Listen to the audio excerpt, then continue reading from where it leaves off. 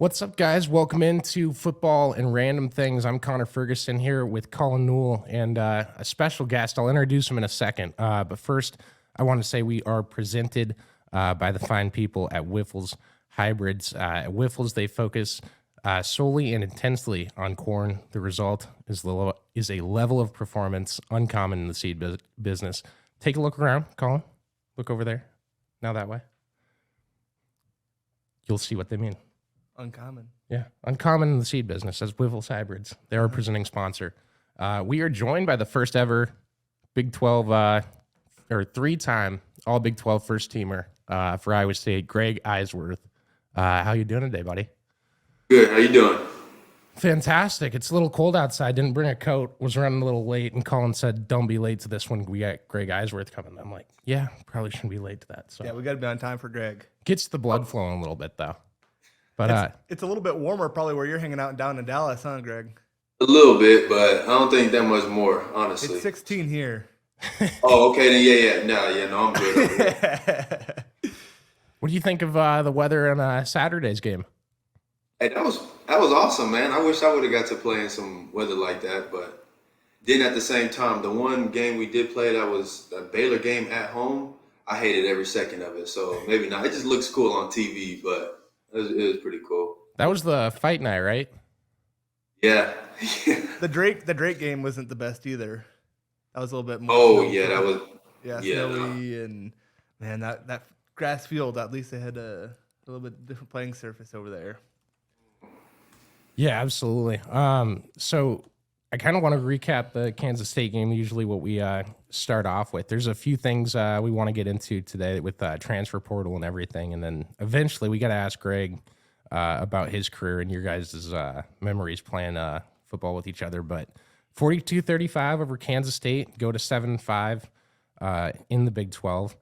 Colin, what do you think of just the whole performance around? I mean, you can't script like a more cool game, I guess, with everything that happened there. Yeah, I thought it was just cool to see them come out and be explosive. I mean, how many plays over 60 yards, 70 yards, and two offensive plays in their territory is just unbelievable. The fact that we were able to come out, be effective, hit the big plays. The start to the game was awesome. It reminded me a lot of 2 years ago over in Kansas State. Brees Hall big run. Hey, now we get a Abu Sama big run. So great to see that offensive line really come together. You know, there's holes all over the place. Wasn't a ton of pressure on the quarterback. Allowed for opportunities where we ran 35 plays and scored 42 points. I mean, I don't know if you'll find another stat line like that in college football, or if it's so very, very, very, very few. I was told it would have obliterated the points per play record and yards per play record, but you have to run 50 plays minimum to set it. Yeah. That's so crazy. It's a little weird. Well, what was Abu? Abu averaged like 17 yards a carry, and he busts off like a 15-yard run, and everyone's pumped up, and it's like, oh, that just hurt his yards per carry by a significant amount right there. And it's like, what are the chances of that happening? So I mean, I don't know if on Twitter, Coach Clanton went out and said like, oh man, I love watching the dogs work, whatever, on that video of Abu's run, and it was just great to see the tight ends, the whole. I mean, I would have said I couldn't run through it, but I'd probably be a little bit slower, so I probably wouldn't get very many yards, but I think I could have got a couple, so that's how I know it's pretty good blocking. Man, so I was trying to find, like, usually it's 50-50 on the free version of YouTube. I could text Chris. That would be the sensible thing to do, and get his account and password so I could go rewatch the game regularly. But I try to find it on the deep pages of the internet for free afterwards. So I'm clicking through YouTube videos, and there's I forget what the website was called. They're out of Kansas State though, and it was a field level of every big play in the game essentially. And I was shocked at how much it was actually snowing. That like watching it on TV didn't do it justice. There legitimately is like half a foot of snow on the ground, and everyone's standing still, and you're just seeing snow accumulate on like Rocco's helmet standing there for 15 seconds, and there's like a pile of snow on top of it. Yeah. And it's just no one, especially on Twitter, no one comprehended how much snow there was and how hard it was to play there. No, not at all. That was one of the more interesting. I mean, every time they come out and blow the hashes off and everything like that. But another thing I want to say is just Uh-oh. I don't know if that's my laptop or the mic. We're all right. 5 rushing plays over 50 yards, tied a school record. True freshman Abu Sama, first career start, tallied 276 yards, 4th most in school history. I just think it was unbelievable to see his coming out party. Obviously, the unfortunate circumstances with Cortavius and Eli Sanders, but Abu really took this opportunity and he ran with it. But I think he gave a lot of credit to the offensive line and the tight ends, which is awesome to see. And 35 freshmen or 32 freshmen played this year. Is that right? Are you looking at the Hudger tweet? I think it was 32 for 4,700 something snaps. Yeah, unbelievable that we had that much freshman production this year. Certainly a lot to look forward. Yeah. The other thing that I wanted to point out from that game, so Abu has his second big run, and the next drive, I don't think Iowa State moved the ball well because they had 2 of the plays went to Abu, and the third one, I can't remember if it was a pass or not, but it was like at that point, the defense is like, well, they're either going to run it with Abu or I guess figure out how to pass it because at that point, Rocco was like 3 for 5 for 10 yards. Yeah. Like there was not a passing game. And they come out the drive after, and especially in the third quarter, and they start playing around with different packages to find ways to put the ball in the air. And like that pass to Higgins, the play before, I thought was an even better pass to set up the 33-yard touchdown to get to him. Yeah, absolutely. Absolutely. What a fun game. Greg, what did you think about the defense there?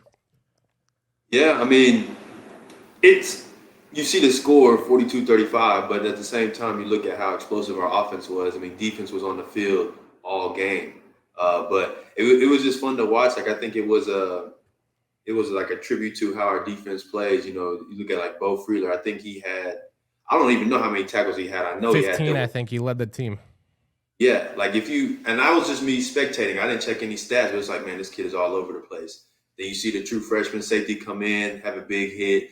Like the depth that we have on the defense this year, and on top of that, being as young as we are, that's really special to watch. Because if you look at even the years that me and Colin played together, like we had a lot of really big name players, and we didn't have depth, and we were a veteran team. Whereas this year, like you said, we have 30 plus freshmen step on the field, and on top of that, you look at every position on the field, especially defensively, like there's depth. So that part of it too is really exciting to see, like from this season and into the future. Yeah, well, they didn't have a Greg Eisworth starting 48 games in a row in the backfield. I mean, think about like Anthony Johnson, Brian Peavy, you know, I think that's Ray Lima. Those are some of the guys you should be naming. Marcel Spears. I just kind of came in on the back end. I cleaned it up on the back end, but they did all the work, man. Now, what was crazy to me, especially in the first half with Will Howard, and Abu kind of had it too, but for a defender to adjust enough to actually tackle a guy, especially running at full speed, but anywhere they had to change direction, they had to account like for an extra 8 or so yards of space just to be able to get close to the guy. Like Will did a sidestep a couple times in the game and like just completely fooled. I think Onyedem got him on one. It's not like it was like Onyedem screwed up or anything, but if you stepped a foot to your left and they didn't know you were going to go that direction, it took them so much longer to turn around and find a way to get to the tackler. And I thought that was really interesting to watch too. Yeah, absolutely. What do you make of the back half, Greg? I mean, those guys have really showed out this year. TJ Tampa, Miles Purchase, you got all sorts of those safeties that have just been unbelievable. How do you interpret what the success they're having? Obviously, a true freshman coming in playing too. Yeah, I mean, I think it's a big tribute to what's the secondary's coach's name? Broomfield. Broomfield, yeah. I think it's a huge tribute to Broomfield. He was literally my coach my last season. Broomfield, that's crazy. Broomfield, Haycock, and then the new corners coach we brought in. I keep forgetting his name too. Hank Poteet. Yeah, like if you just watch our secondary, technically, they're very technically sound, which is really good to watch. And then on top of that, I think it's a big tribute to Haycock too. It's another year that we've been in this defense, and you can tell that some of those guys are able to take film or mistakes from the previous years and correct it. Whereas, you know, 18, 19, 20, we were still kind of getting our feet wet with the defense. And now when you watch it, it's like they have so many layers to the defense and different nuances that it makes the defense incredibly difficult to play against. But then also you see our secondary now, they're able to play really fast. You know, they changed their leverage a lot, which we didn't early on in the defense. It's really exciting to watch. They've been able to put Jeremiah Cooper in the best positions to make plays. Like, that dude is a ball hawking safety. And he shows it every weekend. All right, you put Malik Verdon, like, you can tell that they're starting to – sorry about that. You can tell that they're starting to recruit players for the positions that we have in the defense. Whereas in the beginning, it was like, we got 3 safety spots. I think you could play there. I think you could play there, kind of thing. And now it's like they're getting the pieces that fit that defense exactly how it's made. So it's been really fun to watch. Greg, take me through what you saw on that final 4th down play, that pass breakup that sealed the win. I thought that was one of the, more obviously it's a very important play in the game, but I thought that was more of one of the impressive plays of Miles Purchase's career. I actually didn't see it. I was on the road, and literally right before the play started, my phone started buffering, and I didn't get to see what happened. It was crazy, man. But so I can't give you a breakdown on that one. No, that's all right. You got anything more on Kansas State? Not really, man. Just it was one of the more fun games that I've seen in a long time. I was jumping up every touchdown. It was like 2-3 big breakaway touchdowns, and then I was like, no way. Like, we're gonna have to put a drive together eventually. Like, hey, we've only had 2 offensive possessions inside of their territory. Like, there's no way this is gonna continue. And then all of a sudden, you see the Jaden Higgins one. It's like, wow. And then you see the Jalen Noel one. You're like, oh, he's dead to rights on the sideline. And then all of a sudden he breaks through, and it's like, how did he just do that? And then you watch another Abu big run, and it was just so fun to see the explosive football that they had there. Something that certainly wins you a lot of football games, and that just proved again on Saturday that, hey, if you play explosive football, you don't have to have everything working perfectly. Yeah, and I think, too, that they still executed when they needed to execute. Caleb Bacon, I did want to bring that up. He got so much unfair ridicule for people on that drive. I've never seen more of a dud punt. Everyone else was, all the other punts were very normal distance. Yeah. That was 30 yards short of where the return man was. That was such a crazy situation. You played punt, Greg? What did you see there? Just unfortunate bounce. There's nothing you can do about that. Yeah, sometimes that stuff happens. Like, that's kind of just the luck of the draw, the way that the football bounces sometimes. Like, there's not a whole lot more coaching or technical you can do on that part. That's just luck. There was I tweeted it with this anecdote, but I'm not huge on Pro Football Focus and their grading system or anything. But Caleb Bacon was the highest graded linebacker in the country this weekend. Man, it's crazy to see what he's done. Still a walk-on. Yeah. It's just it's cool to see what he's done. He's had a great season.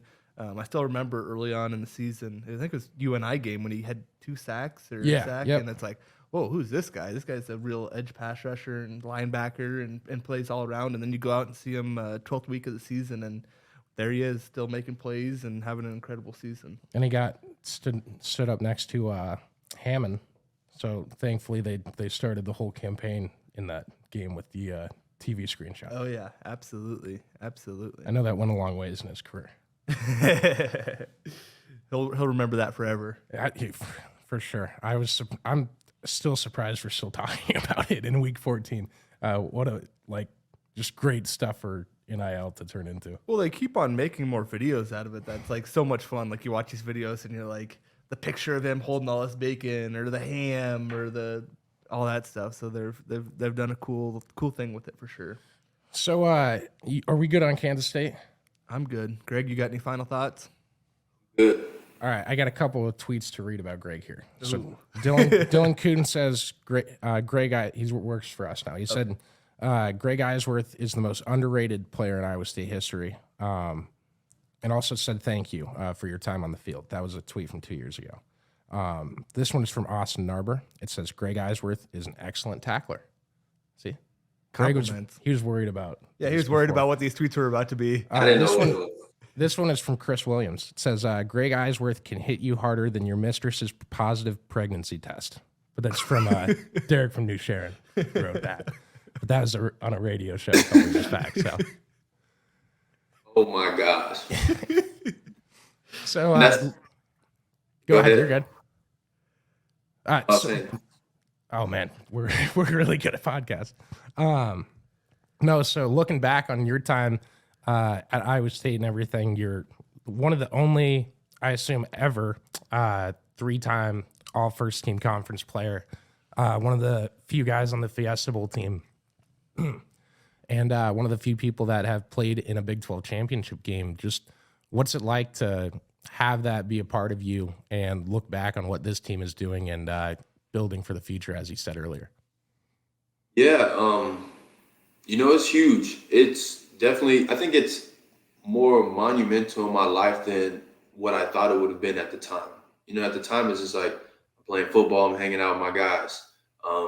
But when you're not playing football, you have a lot of time to think about what am I going to do for a job and all these different thoughts. And only thing you can do is look back on a time like that and really just cherish it and love it. Like for the people that you meet, for the journey that it was, the ups, downs, the highs, and lows, to say you were a part of changing the trajectory of a school and a university and the history of it, like, it's a blessing and it's something that I'm honored to be a part of. I will cherish that forever. And then now I get to sit back and watch a lot of these young kids go chase their dreams, have fun doing it. So, it's something that not a lot of people say they can be a part of. And so I've been blessed to be a part of it, and I understand that. So it's been an awesome experience.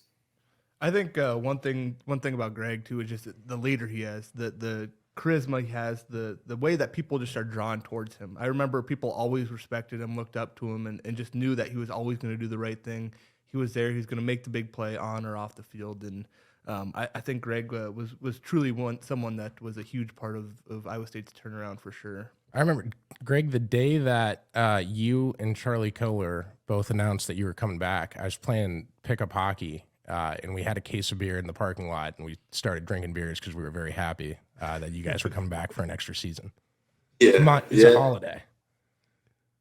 That was a cool little time, too, because I remember that, like, there was a couple guys that were on the edge on, what we're going to do. And out of respect for them, I didn't talk to them at all. So just as much as it was a surprise to hear that, oh, Charlie's coming back, these guys are coming back, it was the same surprise for me too, because I made my own decision and I didn't want to influence them on any way, shape, or form.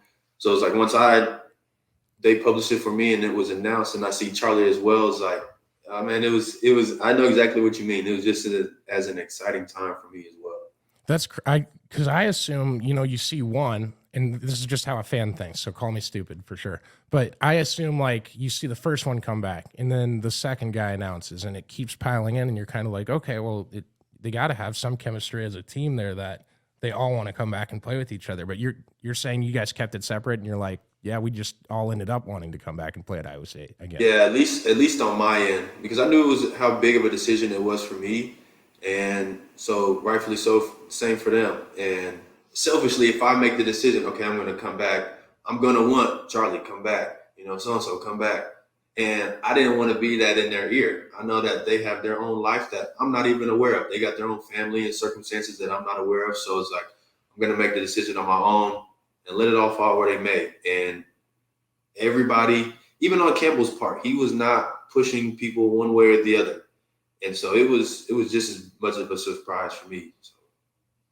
That's awesome. That's just really cool to hear, especially with how stacked that team was, Yeah, as a guy that was coming back for his senior year, it's pretty exciting to hear the news that all those dudes were returning. And I mean, greatly across the board. I think one thing Greg and I talked about before the show started was it's cool to now be on the other side of it, right? We went through it. I obviously grew up an Iowa State fan and saw a lot of couple wins and a lot of losses in my time growing up, unfortunately.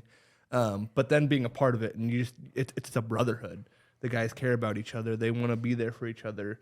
And just see the success of the program continue is huge. Seeing the young freshmen come in, play early, make big plays, go win big games, go win a snowy game, the 12th game of the season. It's just something that's really cool. And we talked about how it's just so cool to see how hard these guys play. Day in, day out, you turn on the film, you watch the game, you watch on Saturday, you watch Sunday football even, and you see Iowa State football players and teams just play a little bit harder than everyone else, it seems like. Yeah, absolutely. And, oh, my bad. But Saturday, a little different in Manhattan with the team meal got screwed up somehow. So they had to go get supplies to make meals, and they had the coaches helping making omelets for the team in the morning because their meals got screwed up. So omelets with stuff from Walmart. Did you guys have any like interesting travel stories from your time at Iowa State? Yeah. I feel like 2021 was just like, I don't think we had a single plane that took off on time that whole season.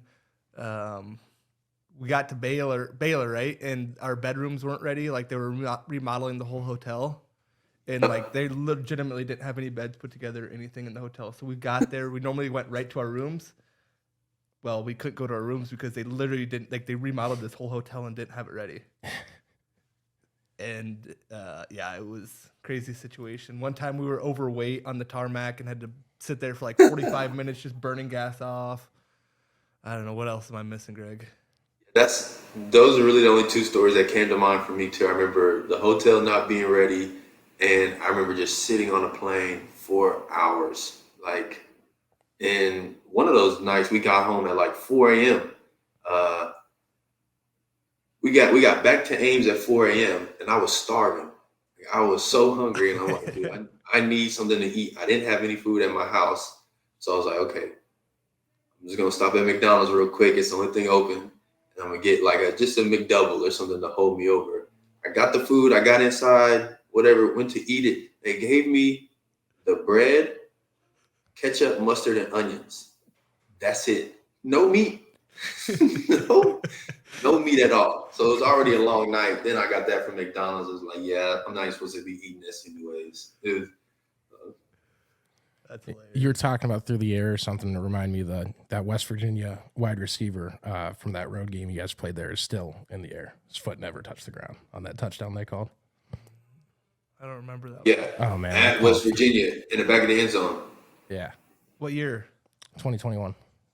Our last year. Oh yeah. That And was they had the analyst. They had the analyst on that game that was so West Virginia heavy. Just going, yeah, I think that's it. I think that's a touchdown. And they're showing the replay. I'm like, his foot's not even on the ground. Was that the Winston Wright? Yes, I think so. Winston Wright. I think so. Yeah. Haunts me. Yeah. Better days. Better days now. Absolutely. Big wins. Yeah, for sure. I'm did you see the Kirk Collin put it up that if you had just flipped the Iowa State Kansas result, Iowa State would be playing in Arlington this week? Wow. That's crazy. Yeah. Wait, say that again?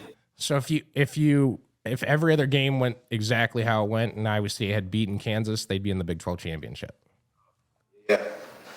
So Chris, oh, you're good. Chris was like annoyed by that. He tweeted like, "Thanks, Kirk. Thanks for letting." But I think that shows. I was like, that shows how close they were. Yeah. And Jalen Knoll is still in bounds. Still was in bounds Saturday too. Crazy. But Crazy. what a cool year after going 1-2. Yeah, I think it was just. I mean, Coach Campbell obviously was able to bring this group together. A lot of freshmen played, as we've mentioned multiple times now, but just the leadership that he provides, and then you get guys that are leaders of the team. Bo, Jalen, guys like that. You can see Rocco starting to take a huge leadership role. I think it's just really cool to see him empowering Coach Campbell empowering the players, and then the staff just also just being completely bought in and it truly turning that season around. Yeah, and we'll get more into, Greg, your career some point in the offseason and get you on again to have like a sit down, remember Greg Eisworth. I'll pull up some more tweets though. I saw that quote from Derek from New Sharon. I was like, I can't not read that one. But the transfer portal, obviously snagging 5 Cyclones yesterday. Some people have their thoughts on it. I know Sean Foster was, he sent a tweet out telling people like, why doesn't anyone stay at a school and try to win a job anymore? Fans obviously don't like seeing just 5 guys enter the portal, and if you don't know this landscape of college football, it might be like, oh, well, what's going on in Ames? What's wrong with that? What do you guys think of? And I'm not hating on any of the guys transferring. If you want to transfer and find a different place to play, I think you should be allowed to. But what do you guys think of what it's kind of turned into?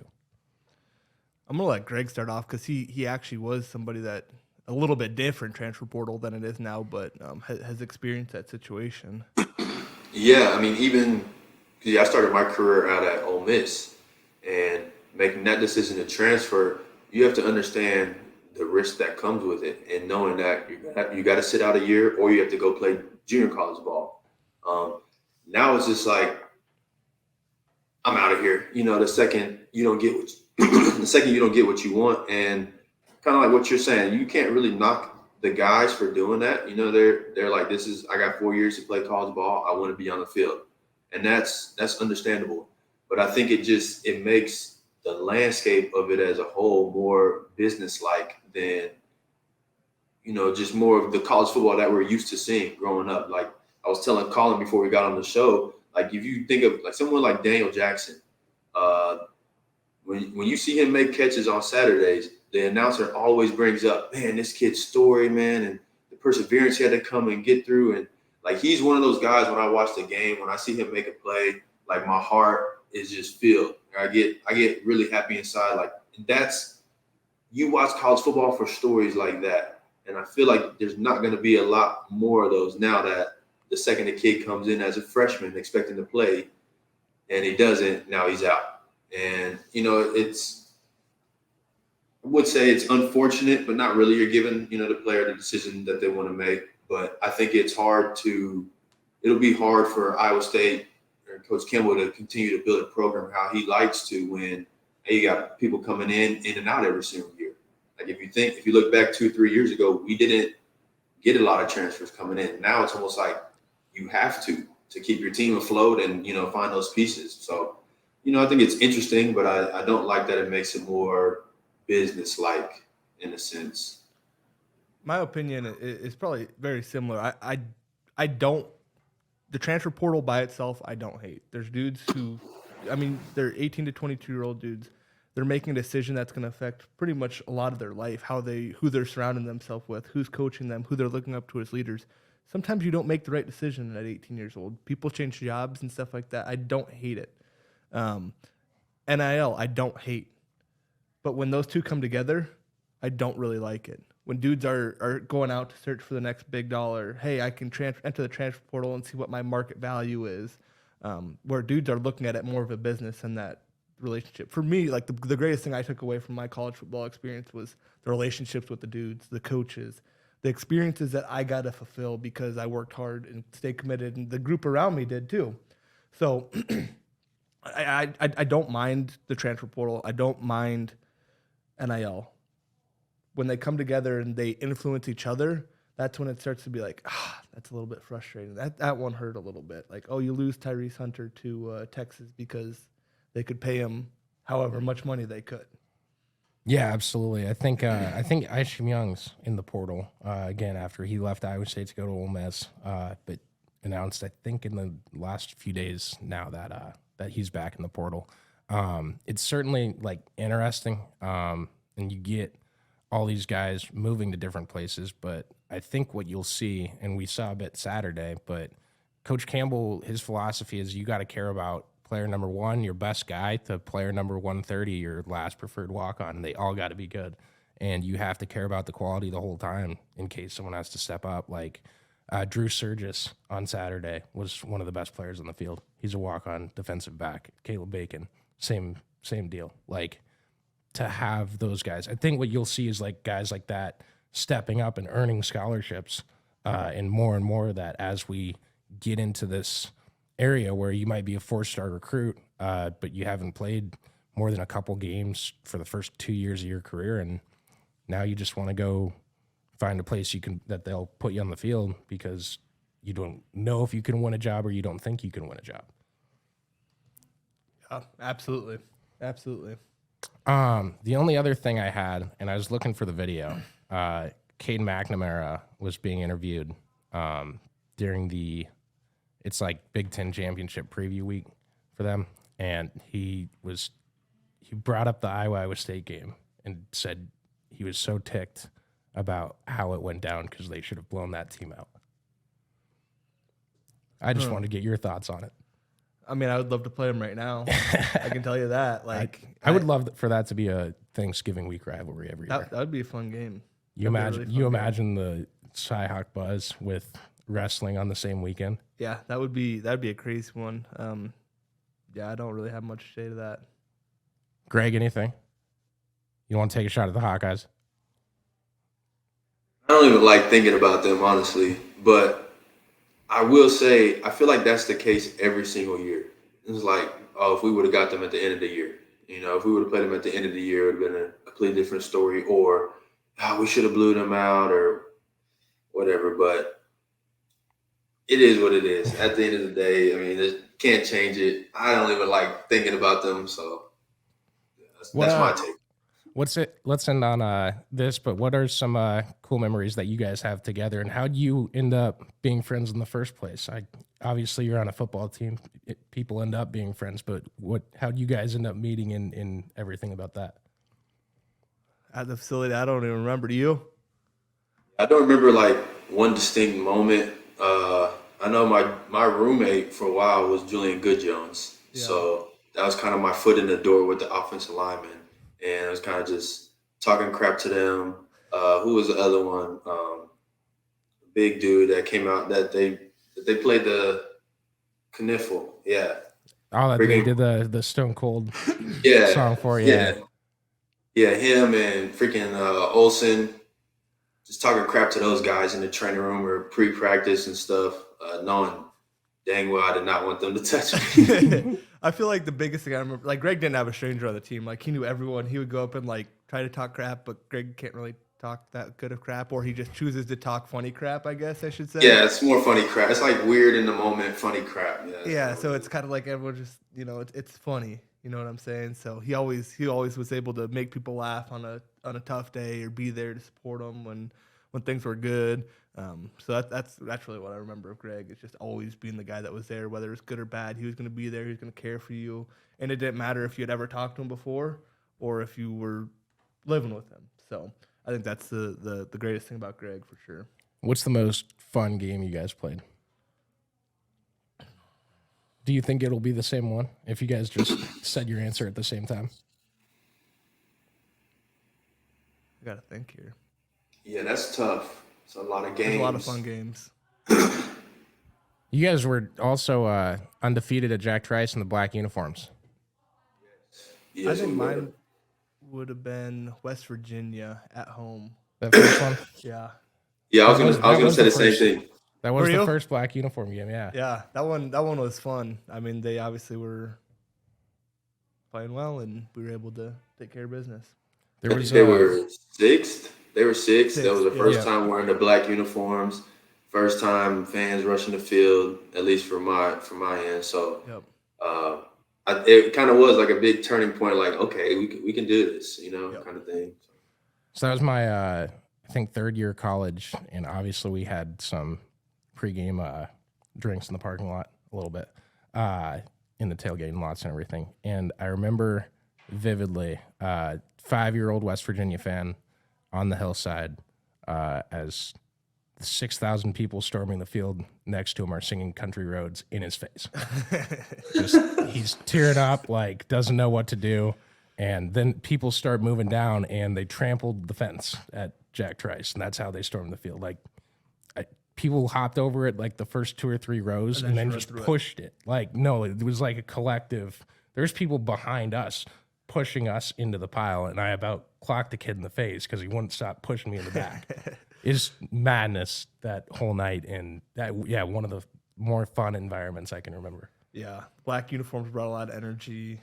It was just an all-around great win and a fun experience for sure. Do you want to see them be the full home look? Always wear black at home. I'm just trying to get a soundbite out of you, Colin. Come on. I like the black uniforms. I love them. A lot of people that I know don't, but I like the black uniform. So I really like the I think we wore it that Baylor game, the black, red, black combo. Yeah. I know this year we wore, I think, black, red, red. But I really like that, the black, red, black, and then they changed because our black pants have the white Iowa State emblem on it, but when we wore it, they changed it to the red and yellow emblem. I thought that was sweet. I feel like we should wear those a little bit more. Yeah, I agree. Maybe they've kind of done something out of the box about every year, like the chrome lids and the Liberty Bowl. Yep. You played in that, right? Yeah. That was 2017. I didn't play in it, but I was there. I'm trying to think. Did they do that in the Campbell Bowl too, or is that was the first time you went Campbell red white? Bowl, yeah. Campbell Bowl was black helmets, red. Yeah, logo. black, red, red. Yep. Yeah, so I mean, there's usually like a really unique one every year. I'm still holding out. Obviously, the Jack Trice one. I'm not forgetting that, but I'm still waiting to see what they got cooking up for the bowl game. I'm hoping for something fun. I do hope they go to that Pop-Tart Bowl. They're gonna have an edible mascot. Oh, really? That's what they announced yesterday. I'm excited for it. Yeah, I don't know how that's gonna work or what that's gonna look like, and I don't think I would take a bite out of it either. So Yeah, I was looking at the photo. Does not give any explanation on how. It's just like four people, like AI generated, holding a like Pop-Tart looking thing in the air. I just don't. What if it's, I don't know. It's bowl season's the best. I hope more bowl games do that. Yes, absolutely. All right. Well, thanks for hopping on with us, Greg. We appreciate you joining us, and thanks for everything you did at Iowa State. Sir, I appreciate it. I appreciate y'all having me. It was fun. And Colin, has anybody ever told you that you look like J.J. Watt? I hear that quite often, actually. Yeah, or kind of like a mixture between like J.J. Watt and Mr. Incredible. Like as you were looking at him from the side, it made me thinking like that Mr. Incredible scene where he got in his car and he's all dressed up nice and he's like too big for the car. That's kind of how you look good, man. I appreciate it. Wondering if anybody else had told you that, but yeah, I can see all that. That's spot on. Yeah, I like that. I like that. I've never heard the Mr. Incredible in the car one, but I do like that. yeah. Halloween costume next year, maybe. I need to have you around more often. Yeah, or just bring it on the show next show y'all have. You can just walk in a Mr. Incredible suit. Like a skin tight one too, not the ones that has the the fluff in it that makes it look big. You're already big. Yeah. You're like a skin tight. Oh yeah, 100%. Colin, let's go down to Dallas, go to a Stars game with Greg. There we go. Yeah, come on. Okay, I'll have to teach you about hockey. It's really easy. Just there's like two things with offsides that are hard, and everything else it's Just root for fights. Yeah, fights, and you see a puck go in a net. Yeah, simple. Okay, sounds simple enough. I played NHL when I was a little kid, but I don't think I played it right. I just went to like hit people and stuff. So. That's what it turns into, essentially. Whoever can hit the most usually comes out the winner in those games anyway. Oh yeah. All right. Well, thanks again, Greg. Appreciate you joining us. Everyone else, this was Football and Random Things, presented by Wiffles Hybrid.